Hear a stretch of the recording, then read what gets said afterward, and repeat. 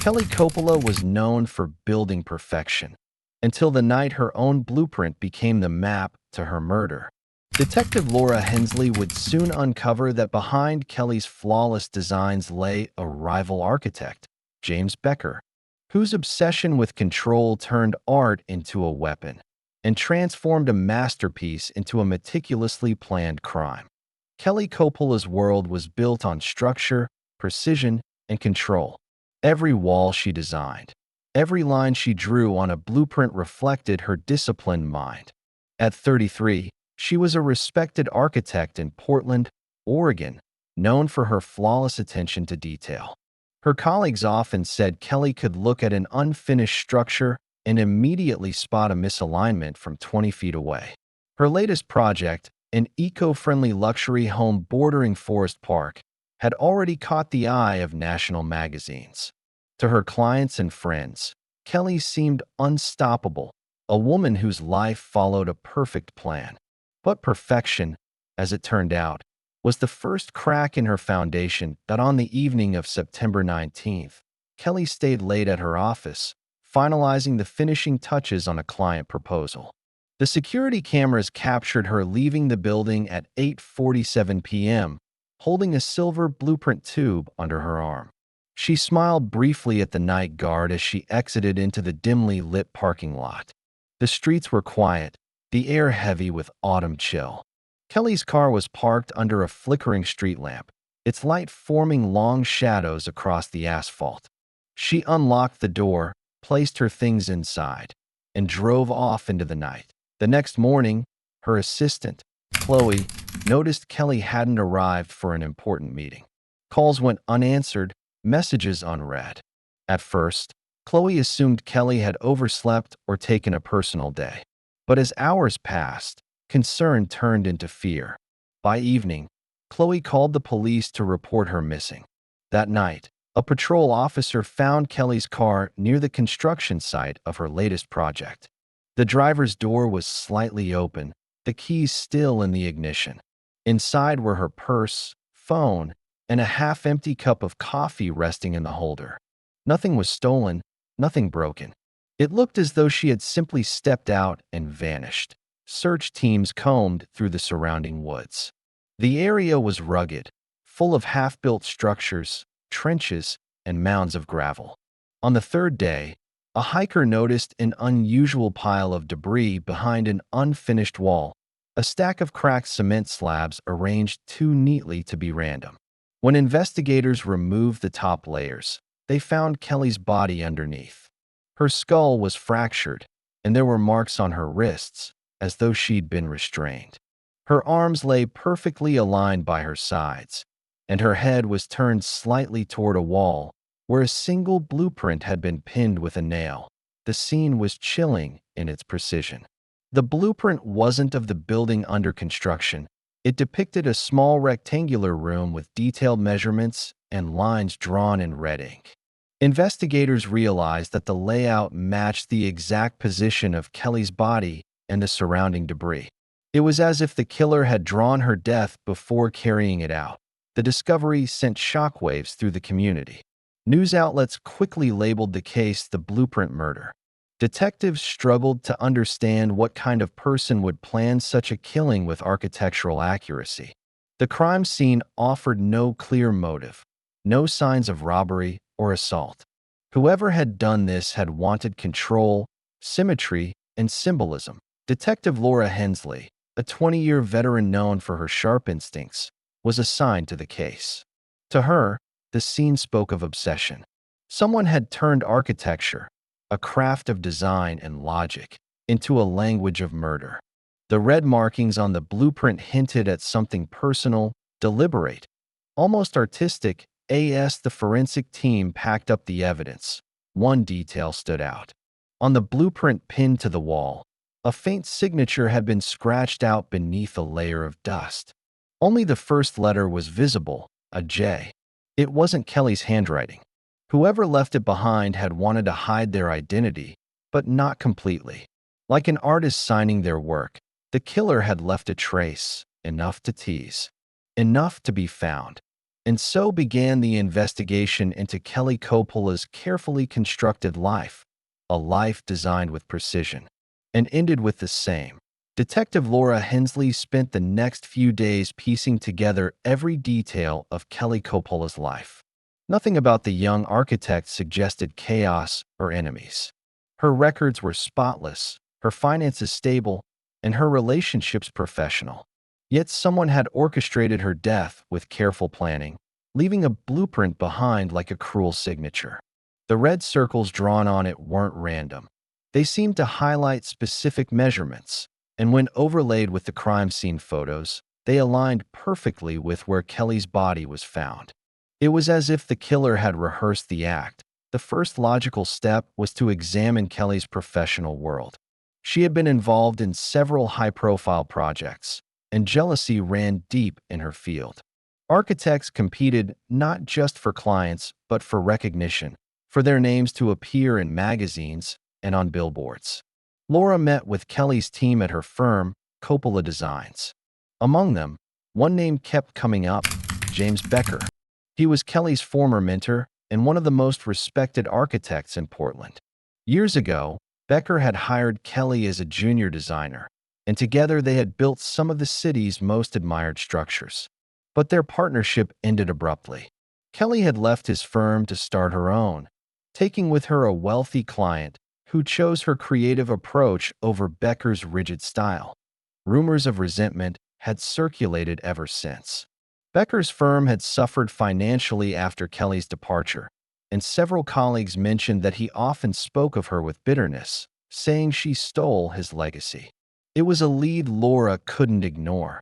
When detectives visited Becker at his downtown studio, the man appeared calm and collected. His office walls were lined with framed architectural drawings, each one marked with colored measurements and coded annotations. He spoke about Kelly in a detached tone, calling her talented but reckless. He claimed he hadn't seen or spoken to her in over 6 months. There was nothing outwardly incriminating in his behavior, but Laura noticed a peculiar detail: a set of drafting pens on his desk, one with red ink identical to the markings found on the murder blueprint. Forensic tests later confirmed that the ink used on the blueprint came from a rare brand of technical pen used by architects and engineers. Becker's company ordered that brand in bulk. Still, it wasn't enough to prove his involvement.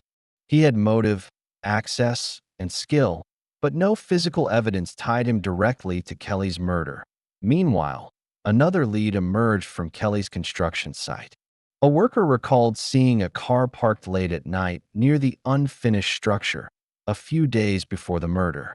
It matched Becker's vehicle model, but the license plate was missing. Investigators searched security footage from nearby roads, yet the images were grainy and inconclusive. Laura also began examining Kelly's projects in detail.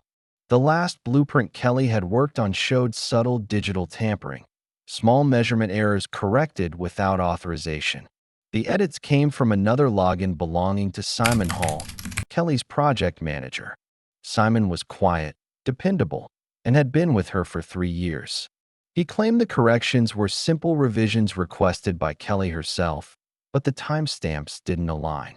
The edits were made the night before she was killed, long after she had left the office. Still, Simon didn't appear nervous. He insisted he had gone home early that night, and his keycard data supported his claim. But Laura couldn't shake the feeling that he knew more than he admitted. The case grew stranger by the day. Forensic experts found traces of industrial epoxy resin on Kelly's hands and under her nails, the same resin used at her construction site. But the mixture wasn't fresh. It was a batch produced weeks earlier, one that wasn't even used in her latest project. When police checked supplier records, they discovered that Becker's firm had ordered the same brand during that same period. The overlap between the two architects' worlds was undeniable. Their projects, materials, and even their tools were intertwined. It was as if Kelly's death had been drawn from within her own profession, built line by line with precision by someone who understood both her talent and her routines. Detective Hensley began to suspect that this murder wasn't just personal. it was a calculated message. The blueprint wasn't only a plan of death. It was a statement. Someone wanted the world to know that Kelly Coppola's perfect designs had been dismantled by a mind just as meticulous, but infinitely darker. Days turned into weeks, and the investigation into Kelly Coppola's murder seemed trapped in a maze of technical drawings and false leads. Every new clue only deepened the mystery. Detective Laura Hensley felt that the killer had left behind not just a crime scene, but a riddle, one that could only be solved by understanding the mind of an architect. The red markings, the measurements, the alignment of Kelly's body, everything hinted at someone who saw design as more than work. It was obsession. Then came a small but crucial breakthrough. A forensic analyst discovered that the red ink on the pinned blueprint wasn't a standard brand refill. The pigment contained a rare mixture of solvents used only in a discontinued line of pens sold at two art supply stores in Portland. Detectives checked the purchase logs. 3 customers had bought that specific model in the month before Kelly's murder. One name stood out: Simon Hall.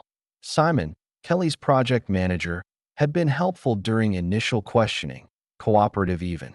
But now his involvement seemed deeper. Detectives brought him in again. Simon admitted to buying the pen, but claimed it was for drafting work. He said Kelly preferred those pens and had asked him to find one. His explanation sounded reasonable, but when Laura compared his earlier statements, she noticed inconsistencies. He had previously mentioned using only digital design tools for months. So why buy old-style pens at all?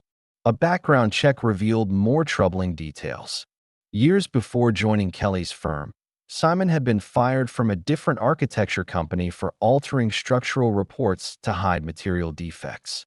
His dismissal was quiet, never made public. Kelly had apparently known about it, but hired him anyway, believing in giving people a second chance. That trust now looked misplaced. Detectives searched Simon's apartment.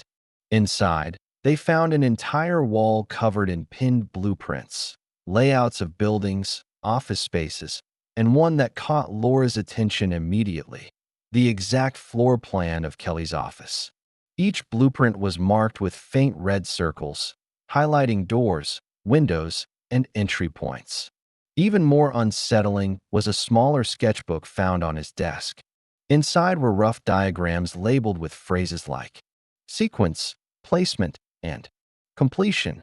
The final page was blank except for a penciled outline of a rectangle, the same shape as the area where Kelly's body had been found. The evidence was circumstantial, but the precision of it all made Simon look guilty. Yet something still didn't add up. Simon's tone during questioning wasn't defensive or fearful, it was almost resigned. He spoke of Kelly's dedication, her impossible standards, and how perfection always collapses under its own weight.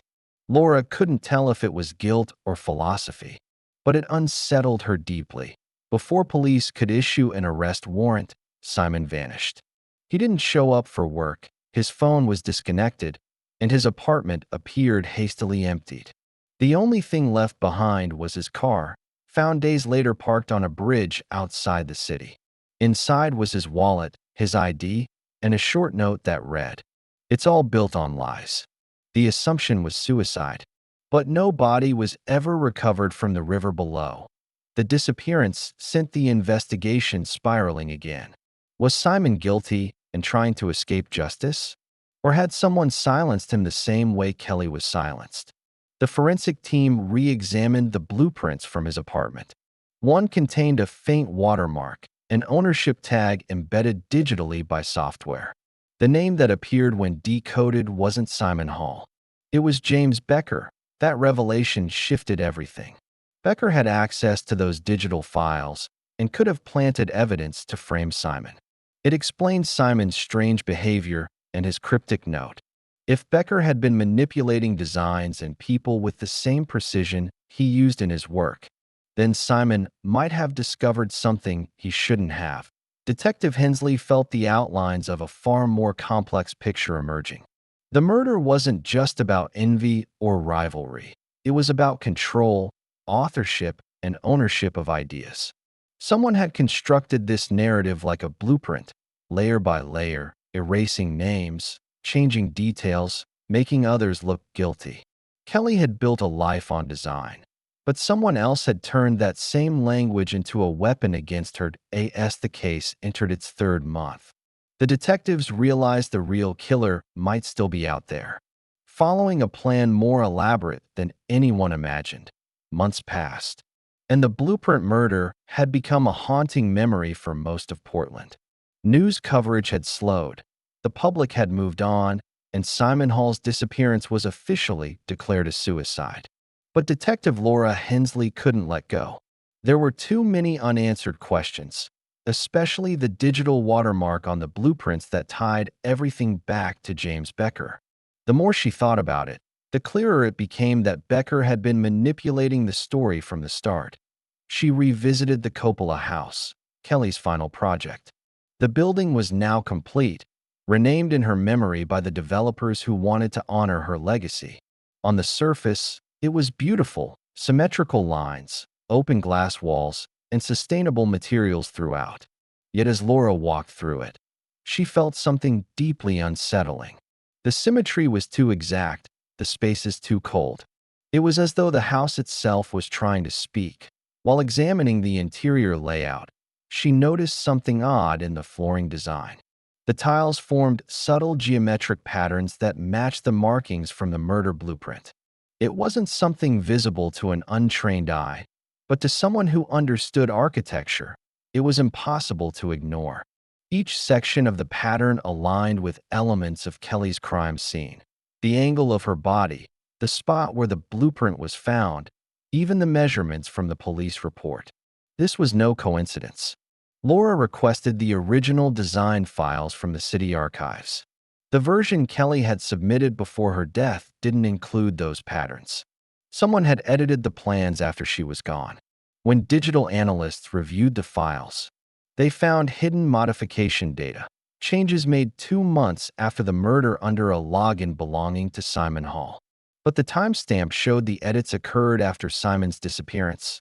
The logins, when traced, led not to Simon's account location, but to a home computer registered to James Becker. That was the missing piece. Becker had been using Simon's credentials to manipulate files, erase digital footprints, and create the illusion of Simon's guilt. Detective Hensley obtained a search warrant for Becker's residence. What they found there was chilling. In his basement office, walls were covered with sketches, drafts, and computer screens displaying design software. Dozens of projects were pinned up, some belonging to his own firm, others unmistakably Kelly's. There were versions of her original designs reworked under Becker's name, including layouts she had presented in competitions that he later claimed credit for. But the most disturbing discovery was a digital folder labeled the final draft. Inside were renderings that recreated the scene of Kelly's death in eerie detail. The files contained structural measurements that matched the location where her body had been found. In one image, a 3D model of a human figure, Kelly's likeness, was positioned beneath debris, with annotations in Becker's handwriting describing weight balance and aesthetics of alignment. It was a blueprint of murder disguised as art. Detectives also found evidence linking Becker to Simon's disappearance. Phone records showed a late-night call between them the day before Simon vanished. Financial traces revealed Becker had wired money to Simon's account, likely to lure him into a meeting. Forensic testing of Becker's vehicle uncovered fibers consistent with Simon's jacket, proving they had met that night. When confronted with the findings, Becker didn't deny knowing Simon, but claimed the meeting was to resolve a work misunderstanding. His calm demeanor only deepened the sense of unease. He acted as though none of it mattered, as if the investigation itself was part of a design he had anticipated back at headquarters. Laura reviewed all the evidence again: the red ink, the resin, the digital alterations. Everything connected in perfect precision. Becker had orchestrated the murder, used Simon as a scapegoat, and then rewritten the digital trail to frame him completely. To Becker, every step was part of a design process, each action drafted with meticulous care. It wasn't rage that had driven him, it was ego. He couldn't stand that Kelly had surpassed him, that her work had become the new standard in architecture. Killing her wasn't just revenge. It was an exhibition of his mastery, a declaration that even death could be designed. As Laura stared at the files one last time, she realized Becker hadn't just built structures. He had built illusions. He had crafted the perfect crime the same way he crafted buildings, with balance, order, and control. And like any architect, he had left his signature behind. The challenge now was proving it in court before he found a way to rewrite the story again. The trial of James Becker became one of the most closely followed cases in Portland's history. The courtroom was packed every day, journalists, architecture students, and former colleagues all wanting to see the man accused of turning design into murder. Becker entered each morning in a pressed suit, calm and confident, as though he were attending a business presentation rather than facing a lifetime in prison. He spoke little, showing no emotion, his eyes fixed on the floor plans projected by the prosecution like he was admiring his own work. Detective Laura Hensley took the stand early in the trial, laying out the evidence piece by piece. She described how Becker had used Simon Hall's login credentials to alter Kelly's blueprints after her death, embedding digital traces to frame him. She presented the discovery of the final draft folder, explaining how Becker's design files mirrored the exact scene of the murder, right down to the dimensions of the concrete slabs covering Kelly's body. Then came the physical evidence, the epoxy resin on Kelly's hands matching samples from Becker's firm, the rare drafting pen ink identical to what was found in his office, and the digital watermark connecting his software, licensed to the altered documents. The defense tried to dismantle the case by portraying Becker as a misunderstood genius whose work had been manipulated by others. They claimed Simon Hall had stolen Becker's files to frame him before taking his own life. But the forensic data was too precise, too consistent. The timestamps, the purchase records, and the geolocation from Becker's home computer all told the same story. He had been behind the scenes the entire time, controlling every detail like an architect fine-tuning his masterpiece. One of the most haunting moments came when prosecutors played a simulation of Becker's digital rendering of the crime scene for the jury. On the screen, Kelly's body appeared as a 3D model, positioned exactly as it had been found. The jurors sat in stunned silence as the image rotated, showing not just a body, but a calculated arrangement, angles measured to perfection, even lighting considered. It was more than murder. It was design stripped of humanity. During closing arguments, the prosecutor described Becker as a man who believed creation and destruction were the same craft. His ego had consumed him, and when Kelly outshone him, he used the very language of their shared profession, blueprints, symmetry, and structure, to erase her. The jury deliberated for less than a day before returning their verdict, guilty on all counts. Becker was sentenced to life in prison without the possibility of parole.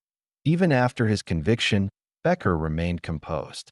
He offered no apology, no explanation. When the judge asked if he had anything to say, he simply replied that some designs are meant to be misunderstood. It was the last statement he ever made publicly. Years passed, but the case left an indelible mark on the city. Architecture students studied Kelly Coppola's work with renewed admiration, while the Coppola house stood as a permanent memorial to her brilliance. People who visited it often described a strange stillness inside, as though the air itself held a memory of her final creation. Some said the structure's perfection felt unnatural, its balance unsettling, almost like it was built under a curse. Detective Hensley retired a few years later, but often found herself driving past the house.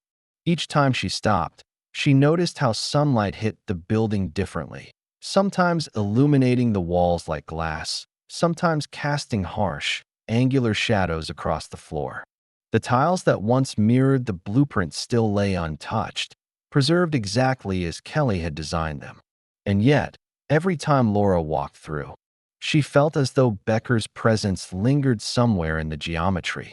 His obsession with order haunting the space he had desecrated. The blueprint murder of Kelly Coppola became more than a crime story. It became a cautionary tale. It revealed how brilliance, when twisted by pride, could turn creation into destruction. Kelly's legacy lived on in her architecture, her name etched into design journals and memorial plaques. Becker's, too, endured, but for reasons far darker.